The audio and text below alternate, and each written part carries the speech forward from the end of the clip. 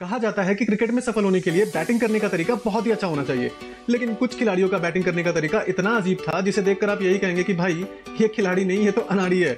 जहां कुछ खिलाड़ियों का बैटिंग स्टांस शुरू से ही अजीब रहा, वहीं कुछ खिलाड़ियों ने बॉलर के हिसाब से या फिर रन ना ब्रेकिंग टीम के बीच मैच हो रहा था। 174 रन के टारगेट को चेस करते हुए मेजबान टीम के 53 रनों पर 3 विकेट गिर चुके थे और क्रीज पे थे कप्तान जॉर्ज बेली। बेली ने आते ही जो किया वो क्रिकेट इतिहास में हमेशा याद किया जाएगा। बेली ने ऐसा बैटिंग स्टांस लिया जिसमें उनका पिछवाड़ा बॉलर को फेस कर रहा था और ये देखकर अफ्रीका के कप्तान फाफ डु प्लेसिस हंसने लगे। मैच के बाद बेली ने बताया कि उन्होंने ऐसा इसलिए किया क्योंकि बैटिंग स्टांस चेंज करने से उन्हें बॉल को जोर से मारने में आसानी हो रही थी। पिछले पैर को काफी साइड ऑन रखने के बारे में उन्होंने माइकल क्लार्क से भी बात की थी और इससे उन्हें मैच में काफी मदद मिली। Number 8, Rory Burns.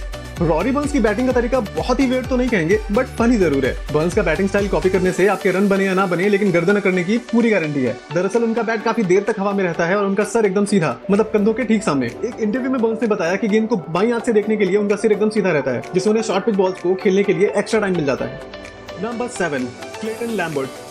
बाएं हाथ के बल्लेबाज क्लेटन लैम्बर्ट ने अपने करियर में 12 वनडे और 5 टेस्ट खेले, जिसको आप 2 हिस्सों में बांट सकते हैं। कुछ मैचेस वो वेस्ट इंडीज की तरफ से खेले, वहीं कुछ मैचेस यूएसए की तरफ से। उन्होंने टीमें जरूर बदली, लेकिन खेलने का तरीका नहीं बदला।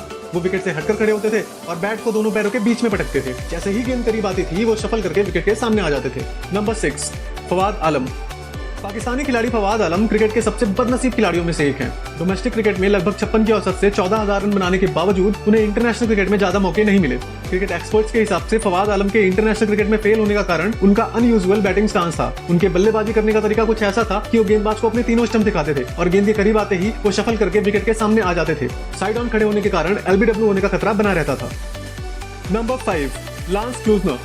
क्लूजनर को देखकर लगता था कि वो बैट लेकर नहीं बल्कि गदा लेकर खेल रहे हैं। वो 90 के दशक के सबसे बेहतरीन खिलाड़ियों में से एक थे और आज उनकी गिनती ओडीआई क्रिकेट के लेजेंड्स में होती है। हालांकि उनके बैटिंग स्टांस में एक बहुत ही खास बात थी। अपने स्टांस के दौरान वो बैट को इतना ऊंचा उठाते थे कि बैट उनके सर के बराबर आता था। उनका बैट काफी भारी भी होता था, इसलिए उनका स्टांस एकदम बेसबॉल के स्टांस जैसा लगता था। हालांकि क्लूजनर ने इसी बैटिंग स्टांस से बहुत ही लंबे लंबे छक्के लगाए। क्लूजनर एक अच्छे गेंदबाज भी थे और आगे चलकर अफ्रीका के लिए बहुत ही बढ़िया ऑलराउंडर बने। Number 4, Kevin Pietersen. पीटरसन का बैटिंग स्टांस बहुत ही ज्यादा वियर्ड था, बावजूद इसके उनकी गिनती ऑल टाइम ग्रेट्स में होती है। स्पेशली टेस्ट क्रिकेट में उनके बैटिंग करने का तरीका बहुत ही अनकन्वेंशनल था। उनके दोनों पैर एक दूसरे से इतने ज्यादा दूर होते थे कि आप उनके बीच में बैठ के आराम कर सकते हो। हालांकि आंकड़ों को देखें तो इसका उन्हें कोई नुकसान नहीं हुआ। केविन पीटरसन के पास गेंद को दूसरों से जल्दी जज करने का गॉड गिफ्टेड टैलेंट था। केपी ने 104 टेस्ट मैचेस में कुल 8,181 रन बनाए। Number 3, Abhishek Nayar. Former Mumbai Indians allrounder Abhishek Nayar का बैटिंग स्टांस बहुत यूनिक था। अपने करियर में नायर ने बड़े ही लो स्टैंस के साथ बैटिंग की। बैट उनके दोनों पैरों के बीच में होता था और तेज गेंदबाजी का सामना करते समय नायर शफल करके थोड़ा आगे आ जाते थे, जिससे बॉलर को अपनी लेंथ दोबारा से एडजस्ट करनी पड़ती थी। नंबर 2, शिव नारायण चंद्रपाल। मैं शर्त लगाकर कह सकता हूं कि अगर आपने क्रिकेट खेला है तो बचपन में कम से कम एक बार जरूर आपने शिव नारायण चंद्रपाल की बैटिंग स्टाइल कॉपी की होगी। कहा जाता है कि चंद्रपाल से ज्यादा वियर्ड बैटिंग स्टाइल क्रिकेट इतिहास में किसी की नहीं थी। करियर की शुरुआत में लोगों को लगा कि ये तो अनाड़ी है, लेकिन जैसे जैसे उनका करियर आगे बढ़ता गया वो साबित करते गए कि वो महान खिलाड़ियों की लिस्ट में शुमार होने वाले हैं। चंद्रपाल पहले तो 90 डिग्री में स्टंप्स के बाहर खड़े होते थे और जैसे ही बॉल करीब आती थी वो नॉर्मल स्टैंस में आ जाते थे। इस अनऑर्थोडॉक्स तकनीक का फायदा ये हुआ कि उनका सर स्थिर रहता था और वो विकेट के दोनों तरफ बड़ी ही आसानी से दमदार शॉट खेल पाते थे। अपने 21 साल के करियर में शिव नारायण चंद्रपाल ने लगभग 20,000 रन बनाए और करियर के अंत तक उनका बैटिंग स्टाइल बिल्कुल भी नहीं बदला। Number 1, Steven Smith.